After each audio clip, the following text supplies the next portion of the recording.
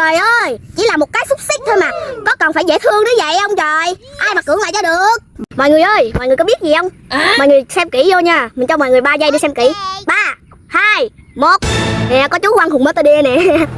Nè, có chú Quang Hùng nè. Đó, rất là đẹp luôn. Mẹ con thử nha. Màu xanh chứng tỏ là ngon lành. Để xem bên trong nó có giống bên ngoài không nhỉ? Trời ơi, ăn thử nha mọi người. cứu tôi trời ơi, chết tôi trời ơi. Ăn nha.